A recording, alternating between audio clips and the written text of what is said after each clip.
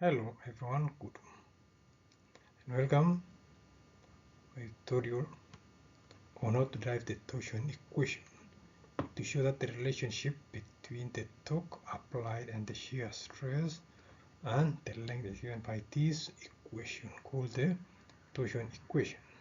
So we are going to learn this from the first principle. So we consider a shaft.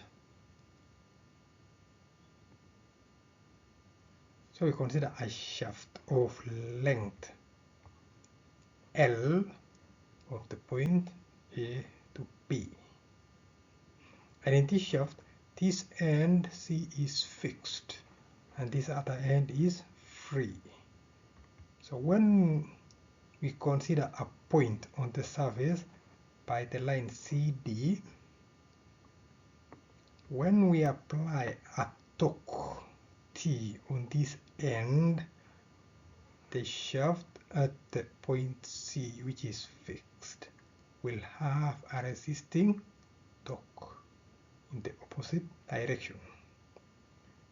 So upon applying the torque, the point on the surface CD moves the point D prime.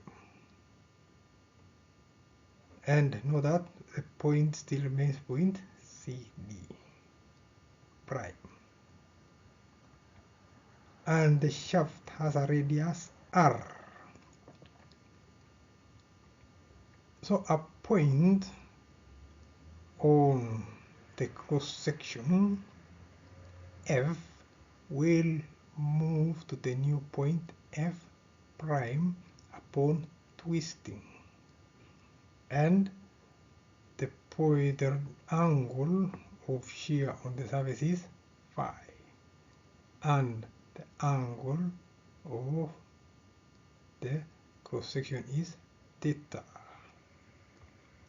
So the point F is at the radius R, small r, from the center B of the shaft.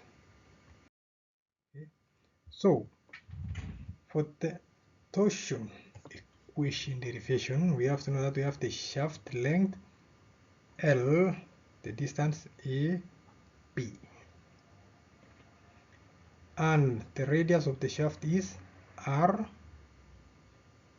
here, and the applied torque is T. And because of the applied torque, there will be a shear stress on this shaft. So we have it called tau, which is the shear stress intensity. And the angle of shear, or the shear strain, is the angle phi, right?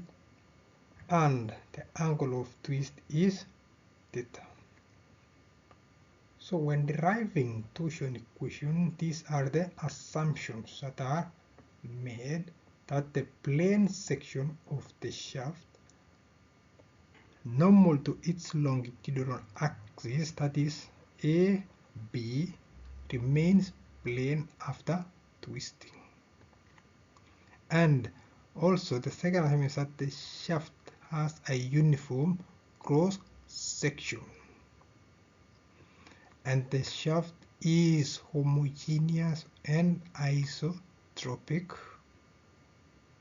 and the twist along the length of the shaft is uniform throughout. The maximum shear stress that is induced in the shaft does not exceed the elastic limit value. That is to say, after twisting, the shaft will return to its original position. And with the distance between the normal section before twisting remain normal even after twisting.